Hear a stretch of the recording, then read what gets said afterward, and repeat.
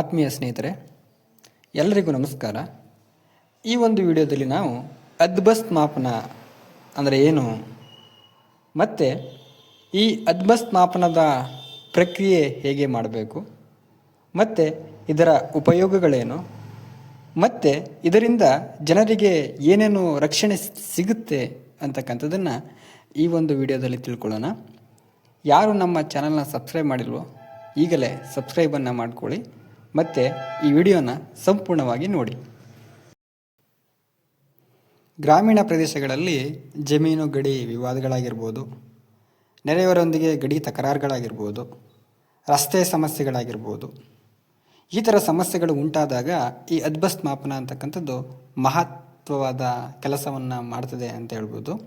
ಈ ಒಂದು ಮಾಪನವನ್ನು ಮಾಡಿಸ್ಕೊಂಡ್ರೆ ಈ ಎಲ್ಲ ಸಮಸ್ಯೆಗಳು ಕ್ಲಿಯರ್ ಆಗ್ತವೆ. ಹೇಗೆ ಈ ಒಂದು ಮಾಪನವನ್ನು ಮಾಡಿಸ್ಕೊಳ್ತಕ್ಕಂಥದ್ದು ಅಂತಕ್ಕಂಥದ್ದನ್ನು ಈಗ ನೋಡೋಣ. ಅದ್ಬಸ್ತ್ ಎಂದರೇನು? ಈಗ ಅದ್ಬಸ್ತ್ ಮಾಪನ ಅಂದರೆ ಏನು ಅಂತಕ್ಕಂಥದ್ದನ್ನು ತಿಳ್ಕೊಳ್ಳೋಣ. ಜಮೀನಿನ ನಿಖರ ಗಡಿಗಳನ್ನು, ಅಂದರೆ ನೀವು ಹೊಂದಿರತಕ್ಕಂಥ ಜಮೀನಿನ ಗಡಿ ಎಷ್ಟಿದೆ ಅಂತಕ್ಕಂಥದ್ದನ್ನು ಏನು ಮಾಡ್ತಾರೆ ಅಂತಂದರೆ, ಸರ್ಕಾರದ ದಾಖಲೆಗಳನ್ನು ಇಟ್ಕೊಂಡು ಅದರ ಆಧಾರದ ಮೇಲೆ ಅಳತೆಯನ್ನು ಮಾಡ್ತಾರೆ. ನಿಮ್ಮ ಜಮೀನಿನ ಅಳತೆಯನ್ನು ಮಾಡಿ ಅದನ್ನು ಗುರುತಿಸ್ತಾರೆ. ನಿಮ್ಮ ಜಮೀನು ಇಷ್ಟು ಗಡಿಯನ್ನು ಹೊಂದಿದೆ, ಇಷ್ಟು ಎಲ್ಲೆಯನ್ನು ಹೊಂದಿದೆ ಅಂತಕ್ಕಂಥದ್ದನ್ನು ಗುರುತು ಮಾಡುವ ಮಾಪನಕ್ಕೆ ನಾವು ಅದ್ಬಸ್ತ್ ಮಾಪನ ಅಂತ ಕರಿತೀವಿ. ಇನ್ನು ಇದನ್ನು ಯಾರು ಮಾಡ್ತಾರೆ ಅಥವಾ ಯಾವ ರೀತಿ ನಾವು ಒಂದು ಅದ್ಬಸ್ತ್ ಮಾಪನವನ್ನು ಮಾಡ್ಕೊಳ್ಳೋದಕ್ಕೆ ಅರ್ಜಿಯನ್ನು ಹಾಕೋದು ಅಂತಕ್ಕಂಥದ್ದನ್ನು ಮುಂದೆ ನೋಡೋಣ. ಈಗ ನೋಡಿ, ಈ ಅದ್ಬಸ್ತ್ ಮಾಪನವನ್ನು ಸರ್ವೆ ಡಿಪಾರ್ಟ್ಮೆಂಟು ಅಥವಾ ADLR ಕಚೇರಿ ಅಧಿಕಾರಿಗಳು ಫಸ್ಟ್ ಏನು ಮಾಡ್ತಾರೆ, ನಿಮ್ಮ ಸ್ಥಳಕ್ಕೆ ಭೇಟಿಯನ್ನು ನೀಡ್ತಾರೆ. ಗ್ರಾಮದ ಒಂದು ನಕ್ಷೆಯನ್ನು ತಗೋತಾರೆ. ನಿಮ್ಮ ಜಮೀನಿನ RTC ಆಗಿರ್ಬೋದು ಮತ್ತು ಮೆಜರ್ಮೆಂಟ್ ಬುಕ್ಕು ಮುಂತಾದ ದಾಖಲೆಗಳನ್ನು ತಗೊಂಡು ಅದರ ಒಂದು ಆಧಾರದ ಮೇಲೆ ಏನು ಮಾಡ್ತಾರೆ, ಜಮೀನಿನ ಗಡಿಯನ್ನು ನಿಶ್ಚಯಿಸ್ತಾರೆ. ಅಂದರೆ ಸರ್ವೆ ಡಿಪಾರ್ಟ್ಮೆಂಟಿಂದನೂ ಬರ್ಬೋದು ಅಥವಾ ADLR ಕಚೇರಿಯಿಂದಾದರೂ ಬರ್ಬೋದು. ಅಧಿಕಾರಿಗಳು ಬರ್ತಾರೆ. ಆ ಅಧಿಕಾರಿಗಳು ಬಂದು ನಿಮ್ಮ ಜಮೀನಿನ ಒಂದು ಸ್ಥಳಕ್ಕೆ ಬಂದು ನಿಮ್ಮ ಜಮೀನಿನ ಒಂದು ಗಡಿಯನ್ನು ಅವರು ಗುರುತಿಸ್ಕೊಡ್ತಾರೆ ಅಂತ ಹೇಳ್ಬೋದು. ಮತ್ತು ಈ ಅದ್ಬಸ್ತ್ ಮಾಡಿಸೋದ್ರ ಮೂಲಕ ಏನೇನು ಉಪಯೋಗ ಆಗ್ಬೋದು ನಮಗೆ, ಈ ಅದ್ಬಸ್ತ್ ಮಾಪನದಿಂದ ನಮ್ಗೆ ಏನೇನು ಉಪಯೋಗ ಸಿಗುತ್ತೆ? ಮೊದಲನೇದು, ಜಮೀನಿನ ನಿಜವಾದ ವ್ಯಾಪ್ತಿ ತಿಳಿತದೆ. ನಮ್ಮ ಜಮೀನಿನ ವಿಸ್ತಾರ ಎಷ್ಟಿದೆ ಅಂತಕ್ಕಂಥದ್ದನ್ನು ಈ ಒಂದು ಅದ್ಬಸ್ತ್ ಮಾಪನವನ್ನು ಮಾಡಿಸಿ ತಿಳ್ಕೊಬೋದಾಗಿರ್ತದೆ. ಮತ್ತು ಗಡಿ ಕಲ್ಲುಗಳನ್ನು ಸ್ಥಾಪಿಸಲಾಗುತ್ತೆ.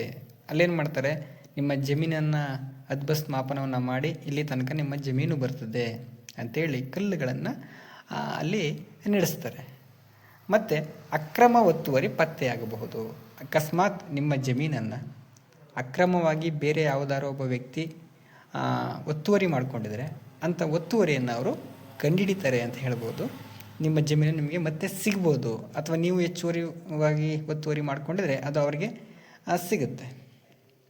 ಮತ್ತು ಭವಿಷ್ಯದ ವಿವಾದಗಳಿಗೆ ತಡೆ ಸಿಗುತ್ತೆ. ಅಂದರೆ ಮುಂದೆ ಆಗ್ತಕ್ಕಂಥ ತೊಂದರೆಗಳು, ಮುಂದೆ ಅಕ್ಕಪಕ್ಕದ ಜಮೀನುಗಳಿಂದ ತೊಂದರೆ ಆಗ್ಬೋದು, ಅಂಥ ಸಮಸ್ಯೆಗಳನ್ನು ಪರಿಹಾರ ಮಾಡ್ಕೊಳ್ಳೋದಕ್ಕೆ ಈ ಒಂದು ಅದ್ಬಸ್ತ್ ಯೋಜನೆಯನ್ನು ಮಾಪನವನ್ನು ಮಾಡಿಕೊಂಡ್ರೆ ಬಹಳ ಉಪಯೋಗಕಾರಿ ಅಂತ ಹೇಳ್ಬೋದು. ಮತ್ತು ಕೋರ್ಟ್ ಪ್ರಕರಣಗಳಲ್ಲಿ ಸಾಕ್ಷಿಯಾಗಿ ಉಪಯೋಗ ಆಗುತ್ತೆ. ಜಮೀನಿನ ವಿವಾದಗಳ ಸಂದರ್ಭದಲ್ಲಿ ನೀವು ಅದ್ಬಸ್ತ್ ಮಾಪನವನ್ನು ಮಾಡಿಕೊಂಡ್ರಿ ಅಂತಂದರೆ, ಹಾಗಾಗಿ ಜಮೀನಿನ ವಿವಾದಗಳು ಆದಂಥ ಸಂದರ್ಭದಲ್ಲಿ ಈ ಒಂದು ಮಾಪನದ ಒಂದು ದಾಖಲೆಗಳನ್ನು ನೀಡಿದಾಗ ನಿಮಗೆ ಮುಂದೆ ಅದರಿಂದ ಅನುಕೂಲ ಸಿಗುತ್ತೆ.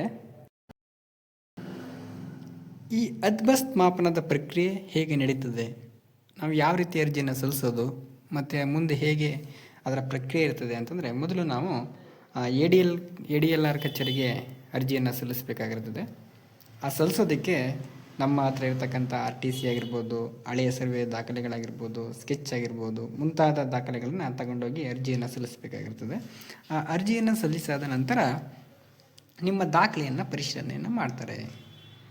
ಅಧಿಕಾರಿಗಳು ಗ್ರಾಮದ ನಕ್ಷೆಯನ್ನು ತಗೊಂಡು, ಸರ್ವೆ ರೆಕಾರ್ಡ್ಸ್ಗಳನ್ನು ತಗೊಂಡು, ಮೆಜರ್ಮೆಂಟ್ ಬುಕ್ಕನ್ನು ತಗೊಂಡು ನೀವು ಕೊಟ್ಟಿರತಕ್ಕಂಥ ದಾಖಲೆಗಳನ್ನು ಪರಿಶೀಲನೆಯನ್ನು ಮಾಡ್ತಾರೆ.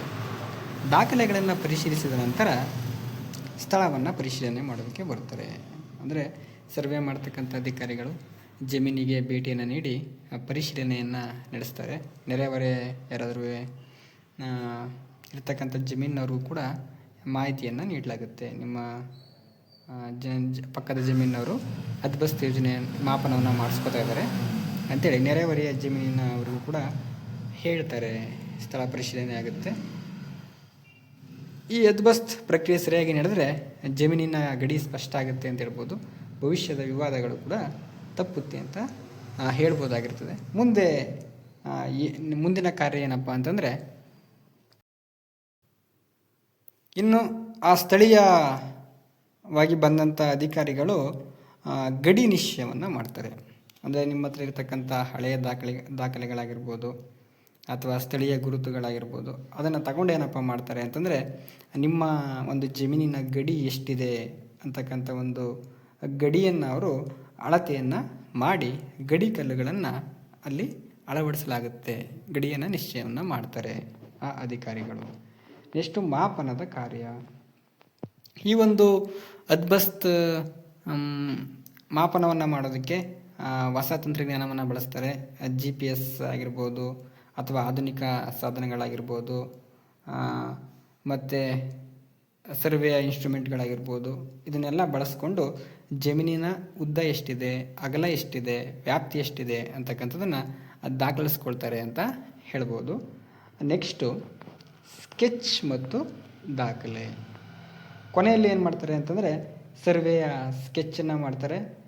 ಸ್ಕೆಚ್ಚನ್ನು ಮಾಡಿ ಮೆಜರ್ಮೆಂಟ್ ಬುಕ್ಕನ್ನು ತಯಾರಿಸ್ತಾರೆ. ಈ ಒಂದು ಎಲ್ಲ ದಾಖಲೆಗಳು ಭವಿಷ್ಯದಲ್ಲಿ ಬಹಳ ಉಪಯೋಗಕ್ಕೆ ಬರ್ತದೆ ಅಂತ ಹೇಳ್ಬೋದು. ಈ ರೀತಿ ಹದ್ಬಸ್ತ್ ಮಾಪನದ ಪ್ರಕ್ರಿಯೆ ಆಗುತ್ತೆ. ಇನ್ನು ಮುಂದೆ ಈ ಹದ್ಬಸ್ತ್ ಮಾಪನವನ್ನು ಏಕೆ ಮಾಡಿಸ್ಕೊಳ್ಳೋದು ಮುಖ್ಯ ಆಗುತ್ತೆ ಅಂತಂದರೆ, ಮೊದಲನೇದಾಗಿ ಗಡಿ ತಕರಾರುಗಳು. ಈ ಗಡಿ ತಕರಾರು ಅಂತಂದರೆ ಏನಪ್ಪ ಅಂದರೆ, ನಿಮ್ಮ ಜಮೀನಿನಿಗೂ ಮತ್ತು ಪಕ್ಕದ ಜಮೀನಿನವ್ರಿಗೂ ಏನಾದರೂ ಗಡಿಯ ಒಂದು ವಿಚಾರದಲ್ಲಿ ಜಗಳಗಳು ಉಂಟಾದ ಸಂದರ್ಭದಲ್ಲಿ ಈ ಒಂದು ಮಾಪನವನ್ನು ಮಾಡಿಸಿದ್ರೆ ಅಂಥ ತಕರಾರುಗಳು ಕಡಿಮೆ ಆಗ್ತಕ್ಕಂಥ ಸಾಧ್ಯತೆಗಳು ಹೆಚ್ಚಾಗಿರ್ತವೆ. ಮತ್ತು ಅಕ್ರಮ ಒತ್ತುವರಿ. ನಿಮ್ಮ ಜಮೀನನ್ನು ಯಾರಾದರೂ ಅಕ್ರಮವಾಗಿ ಒತ್ತುವರಿ ಮಾಡಿಕೊಂಡಿದ್ರೆ ಅಂಥ ಸಮಸ್ಯೆಗಳು ಕೂಡ ನಿವಾರಣೆ ಆಗ್ತದೆ ಅಂತ ಹೇಳ್ಬೋದು. ಜಮೀನು ಮಾರಾಟದ ಸಮಸ್ಯೆ. ನಿಮಗೇನಾದ್ರೂ ಜಮೀನನ್ನು ಮಾರಾಟ ಮಾಡಬೇಕು ಅಂತಂದರೆ ಈ ಎಲ್ಲ ಮಾಪನವನ್ನು ದಾಖಲೆಗಳನ್ನು ಇಟ್ಕೊಂಡ್ರೆ ಈಸಿಯಾಗಿ ನಿಮ್ಮ ಜಮೀನು ಮಾರಾಟವನ್ನು ಮಾಡ್ಬೋದು ಅಂತ ಹೇಳ್ಬೋದಾಗಿರ್ತದೆ. ಮತ್ತು ಬ್ಯಾಂಕ್ ಸಾಲದಲ್ಲಿ ತೊಂದರೆ. ನಿಮ್ಮ ಬ್ಯಾಂಕಿನ ಸಾಲದಲ್ಲಿ ಏನಾದರೂ ತೊಂದರೆ ಆದರೆ ಸಾಲ ಕೊಡೋದಕ್ಕೆ ಅದು ಇದು ಎಲ್ಲ ಕೇಳ್ತಿರ್ತಾರೆ. ಆ ಸಂದರ್ಭದಲ್ಲಿ ಈ ದಾಖಲೆಗಳನ್ನು ತಗೊಂಡೋಗಿ ಅವ್ರು ಕೊಟ್ಟರೆ ಈಸಿಯಾಗಿ ನಿಮಗೆ ಸಾಲವನ್ನು ಕೊಡ್ತಾರೆ.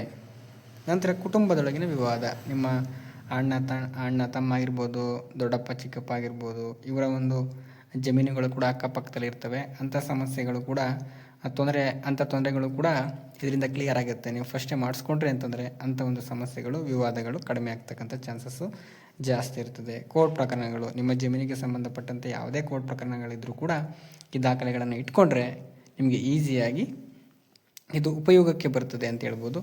ಅದಕ್ಕೋಸ್ಕರ ಈ ಒಂದು ಹದ್ಬಸ್ತ್ ಮಾಪನವನ್ನು ಮಾಡಿಸ್ಕೊಳ್ತಕ್ಕಂಥದ್ದು ಬಹಳ ಮುಖ್ಯವಾಗಿರ್ತದೆ. ಈ ಹದ್ಬಸ್ತ್ ಮಾಪನವನ್ನು ಮಾಡಿಸ್ತಕ್ಕಂಥ ಸಂದರ್ಭದಲ್ಲಿ ಜನರು ಒಂದಷ್ಟು ಅಂಶಗಳನ್ನು ಗಮನಿಸಬೇಕಾಗಿರ್ತದೆ, ಒಂದಷ್ಟು ಕೆಲಸಗಳನ್ನು ಮಾಡಬೇಕಾಗಿರ್ತದೆ. ಏನೇನಪ್ಪ ಅಂತಂದರೆ, ಮೊದಲನೇದಾಗಿ ಹದ್ಬಸ್ತ್ ಮಾಡ್ತಕ್ಕಂಥ ಸಮಯದಲ್ಲಿ ಆ ಸ್ಥಳದಲ್ಲಿ ಆ ವ್ಯಕ್ತಿ ಇರಲೇಬೇಕು. ಯಾವ ವ್ಯಕ್ತಿ ಹದ್ಬಸ್ತ್ ಮಾಪನವನ್ನು ಮಾಡಿಸ್ತಾರೋ ಆ ವ್ಯಕ್ತಿಯಲ್ಲಿ ಇರಬೇಕಾಗಿರ್ತದೆ. ನೆಕ್ಸ್ಟು ನೆರೆಹೊರೆಯವರಿಗೂ ಕೂಡ ಮಾಹಿತಿಯನ್ನು ಕೊಡಬೇಕು. ಅಂದರೆ ನಿಮ್ಮ ಜಮೀನಿನ ಅಕ್ಕಪಕ್ಕ ಇರ್ತಕ್ಕಂಥ ಜನರಿಗೂ ಕೂಡ ನೀವು ಮಾಹಿತಿಯನ್ನು ಕೊಡಬೇಕಾಗಿರುತ್ತೆ. ನೋಡಪ್ಪ, ನಾವು ಹದ್ಬಸ್ತ್ ಮಾಪನವನ್ನು ಮಾಡಿಸ್ತಾ ಇದ್ದೀವಿ ಅಂತೇಳಿ ಅವರಿಗೆ ಮಾಹಿತಿಯನ್ನು ಕೊಡಬೇಕಾಗಿರ್ತದೆ. ಮತ್ತು ಹಳೆಯ ದಾಖಲೆಗಳನ್ನು ಸುರಕ್ಷಿತವಾಗಿ ಇಟ್ಕೊಳ್ಬೇಕು. ನಿಮ್ಮ ಹತ್ರ ಇರುವಂತಹ ಎಲ್ಲ ಜಮೀನಿನ ಹಳೆಯ ದಾಖಲೆಗಳನ್ನು ನೀವು ಸುರಕ್ಷಿತವಾಗಿ ಇಟ್ಕೋಬೇಕಾಗಿರುತ್ತದೆ. ಮತ್ತು ಸರ್ವೆ ಸ್ಕೆಚ್ ಮತ್ತು ಅನೋಂದಿ ಪ್ರತಿಗಳನ್ನು ಸಂಗ್ರಹಿಸಬೇಕಾಗಿರ್ತದೆ. ಸರ್ವೆ ಸ್ಕೆಚ್ ಆಗಿರ್ಬೋದು, ಈ ಅನೋಂದಿ ಪ್ರತಿಗಳನ್ನು ನೀವು ಸಂಗ್ರಹಿಸಿ ಇಟ್ಕೊಳ್ಬೇಕಾಗಿರ್ತದೆ. ಮತ್ತು ಗಡಿ ಕಲ್ಲುಗಳನ್ನು ಕದಡಬಾರದು. ನೀವು ಈಗ ಸರ್ವೆಯನ್ನು ಮಾಡಿಸಿ ಮಾಪನ ಎಲ್ಲ ಮಾಡಿದ್ಮೇಲೆ ನೀವು ಯಾವುದೇ ಕಾರಣಕ್ಕೂ ಮತ್ತೆ ಅದನ್ನು ಆ ಕಡೆಯಿಂದ ಈ ಕಡೆ, ಈ ಕಡೆಯಿಂದ ಆ ಕಡೆಗೆ ಅದನ್ನು ಜಾಗವನ್ನು ಚೇಂಜ್ ಮಾಡಬಾರ್ದು. ಅವರು ಕರೆಕ್ಟಾಗಿ ಬಂದು ಆ ಒಂದು ಮಾಪನವನ್ನು ಮಾಡಿ ಹೋಗಿರ್ತಾರೆ, ಅವ್ರು ಎಲ್ಲಿ ಕಲ್ಲನ್ನು ನಡೆಸಿರ್ತಾರೆ ಅಲ್ಲೇ ಆ ಕಲ್ಲು ಇರಬೇಕಾಗಿರ್ತದೆ. ಈ ಒಂದು ಅದ್ಬಸ್ತ್ ಮಾಪನವನ್ನು ಮಾಡಿಸೋದ್ರಿಂದ ಇನ್ನೊಂದಷ್ಟು ರೈತರಿಗೆ ಉಪಯೋಗ ಆಗುತ್ತೆ. ಏನು ಉಪಯೋಗಗಳು ಅದು ನೋಡೋದಾದರೆ, ಬೆಳೆಯ ಪ್ರದೇಶ ಸ್ಪಷ್ಟವಾಗುತ್ತೆ. ನಮ್ಮ ಜಮೀನು ಎಷ್ಟಿದೆ, ನಾವು ಇಷ್ಟರಲ್ಲಿ ಏನೇನು ಬೆಳೆಯನ್ನು ಬೆಳ್ಕೋಬೋದು ಅಂತಕ್ಕಂಥ ಒಂದು ಪ್ರದೇಶ ಸ್ಪಷ್ಟ ಆಗುತ್ತೆ. ಅವರ ಜಮೀನಿನ ಒಂದು ಅಳತೆ ಸ್ಪಷ್ಟ ಆಗುತ್ತೆ ಅಂತ ಹೇಳ್ಬೋದು. ನೆಕ್ಸ್ಟ್ ಗಡಿ ವಿವಾದಗಳು ಕಡಿಮೆ ಆಗ್ತವೆ. ಅಕ್ಕಪಕ್ಕದ ಜಮೀನಿನ ನಡುವೆ ನಡೆಯತಕ್ಕಂಥ ವಿವಾದಗಳು ಕಡಿಮೆ ಆಗ್ತದೆ. ಮತ್ತು ನಿಖರ ಅಳತೆ ಗೊತ್ತಾಗುತ್ತೆ. ನಿಮ್ಮ ಜಮೀನಿನ ಅಳತೆ ಎಷ್ಟಿದೆ, 1 ಎಕರೆ ಇದೆಯಾ, 4 ಎಕರೆ ಇದೆಯಾ, 10 ಎಕರೆ ಇದೆಯಾ ಅಂತಕ್ಕಂಥ ಒಂದು ಅಳತೆ ಗೊತ್ತಾಗುತ್ತೆ. ಸರ್ಕಾರದ ಯೋಜನೆಗಳಿಗೆ ಸಹಕಾರಿ. ಸರ್ಕಾರದಿಂದ ಕೆಲವು ಯೋಜನೆಗಳನ್ನು ಜಾರಿಗೆ ತರ್ತಾರೆ. ಆ ಜಾರಿಗೆ ತಂದಂಥ ಸಂದರ್ಭದಲ್ಲಿ ಈ ಒಂದು ಮಾಪನವನ್ನು ಮಾಡಿಸಿ ದಾಖಲೆಗಳನ್ನು ಇಟ್ಕೊಂಡಂಥ ಸಂದರ್ಭದಲ್ಲಿ ಅಂಥ ಯೋಜನೆಗಳಿಗೆ ಇದು ಉಪಯೋಗ ಆಗುತ್ತೆ ಅಂತ ಹೇಳ್ಬೋದು. ಮತ್ತು ಜಮೀನು ಖರೀದಿ ಮತ್ತು ಮಾರಾಟಕ್ಕೆ ಸುಲಭ ಆಗುತ್ತೆ. ನೀವೇನಾದರೂ ಜಮೀನನ್ನು ಖರೀದಿ ಮಾಡಬೇಕು ಅಂದರೆ ಅಂಥ ಒಂದು ಮಾಪನ ಮಾಡಿರ್ತಕ್ಕಂಥ ದಾಖಲೆಗಳಿದ್ದಾಗ ನೀವು ಈಸಿಯಾಗಿ ಅದನ್ನು ಕೊಂಡ್ಕೊಳ್ಬೋದು. ಅಥವಾ ನಿಮ್ಮ ಜಮೀನನ್ನು ಬೇರೆಯವರಿಗೆ ಮಾರಾಟ ಮಾಡಬೇಕು ಅಂತ ಸಂದರ್ಭದಲ್ಲಿ ಈ ದಾಖಲೆಗಳೆಲ್ಲ ಇದ್ದಾಗ ಈಸಿಯಾಗಿ ಮತ್ತೊಬ್ಬರಿಗೆ ಜಮೀನನ್ನು ಮಾರಾಟವನ್ನು ಮಾಡ್ಬೋದು. ಇಷ್ಟು ಈ ರೈತರಿಗೆ ಸಿಗ್ತಕ್ಕಂಥ ಲಾಭಗಳು. ಸಾಮಾನ್ಯವಾಗಿ ಜನರಿಗೆ ಒಂದಷ್ಟು ತಪ್ಪು ಕಲ್ಪನೆ ಇರುತ್ತದೆ. ಈ ಅದ್ಬಸ್ತ್ ಮಾಪನವನ್ನು ನಾವು ಏನಕ್ಕೆ ಮಾಡಿಸ್ಬೇಕು, ಇದರಿಂದ ಏನು ಉಪಯೋಗ ಅಂಥೇಳಿ ಒಂದಷ್ಟು ತಪ್ಪು ಕಲ್ಪನೆಗಳಿರ್ತವೆ. ಯಾಕೆ ಆ ತಪ್ಪು ಕಲ್ಪನೆಗಳು ಬರ್ತವೆ ಅಂತಂದರೆ, RTC ಇದ್ದರೆ ಸಾಕು, ನಮ್ಮ ಹತ್ರ RTC ಇದೆ, ನಮ್ಮ ಜಮೀನು ನಮಗೆ ಸಾಕ್ಷಿಯಾಗಿದೆ, ಇನ್ನು ನನಗೇನಕ್ಕೆ ಬೇಕು ಅದ್ಬಸ್ತ್ ಯೋಜನೆ, ಅದ್ಬಸ್ತ್ ಮಾಪನ ಅಂತಕ್ಕಂಥ ಒಂದು ತಪ್ಪು ಕಲ್ಪನೆ ಇರ್ತದೆ. ಮತ್ತು ಹಳೆಯ ಗಡಿ ಕಲ್ಲು ಸಾಕು, ಆಗಿನ ಕಾಲದಲ್ಲಿ ನಮ್ಮ ತಾತ ಮುತ್ತಾತನ ಕಲ್ಲುಗಳನ್ನು ನೆಟ್ಬಿಟ್ಟಿದ್ದಾರೆ, ಇದಿದ್ದರೆ ಸಾಕು, ಇಷ್ಟೇ ನಮ್ಮ ಜಮೀನು ಅಂತಕ್ಕಂಥ ಒಂದು ತಪ್ಪು ಕಲ್ಪನೆ ಇರ್ತದೆ. ಮತ್ತು ಸರ್ವೆ ಮಾಡಿದರೆ ಜಗಳ ಹೆಚ್ಚಾಗುತ್ತೆ. ಈಗ ಸರ್ವೆ ಮಾಡೋಕ್ಕೆ ಹೋದರೆ ಅಕ್ಕಪಕ್ಕದ ಜನರ ನಡುವೆ ಜಗಳ ಆಗುತ್ತೆ ಅಂತಕ್ಕಂಥ ಒಂದು ತಪ್ಪು ಕಲ್ಪನೆ ಇರ್ತದೆ. ಅದು ಕೂಡ ತಪ್ಪಾಗಿರ್ತದೆ. ಇಷ್ಟು ತಪ್ಪು ಕಲ್ಪನೆಗಳು ಜನರಿಗೆ ಇರ್ತದೆ. ಈ ಅದ್ಬಸ್ತ್ ಮಾಪನ ಮಾಡಿಸ್ಕೊಳ್ಳೋದ್ರಿಂದ ನೀವು ಸೇಫಾಗಿರ್ತದೆ, ನಿಮ್ಮ ಜಮೀನು ಸೇಫಾಗಿರ್ತದೆ ಅಂತ ಹೇಳ್ಬೋದು ಹೊರತು ಬೇರೆ ರೀತಿ ಯಾವುದೇ ರೀತಿ ತೊಂದರೆ ಆಗೋದಿಲ್ಲ ಅಂತ ಹೇಳ್ಬೋದು. ಯಾಕಂದರೆ ಜಮೀನು ಅಂತಕ್ಕಂಥದ್ದು ಕೇವಲ ಆಸ್ತಿ ಅಲ್ಲ, ಅದು ಕುಟುಂಬದ ಒಂದು ಭದ್ರತೆ ಅಂತ ಹೇಳ್ಬೋದು, ಜೀವನಕ್ಕೆ ಆಧಾರ ಆಗಿರ್ತದೆ, ಮುಂದಿನ ಪೀಳಿಗೆ ಕೂಡ ಅದು ಸಂಪತ್ತಾಗಿರ್ತದೆ.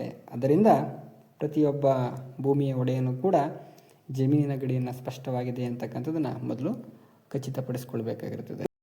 ಮಾಹಿತಿ ಈ ಅದ್ಬಸ್ತ್ ಮಾಪನದ್ದಾಗಿರ್ತದೆ. ಇಷ್ಟು ಮಾಹಿತಿಗಳನ್ನು ನಿಮಗೆ ಹೇಳ್ತಾ ಈ ಒಂದು ವಿಡಿಯೋವನ್ನು ಇಲ್ಲಿಗೆ ಮುಗಿಸ್ತಾ ಇದ್ದೇನೆ. ಧನ್ಯವಾದಗಳು.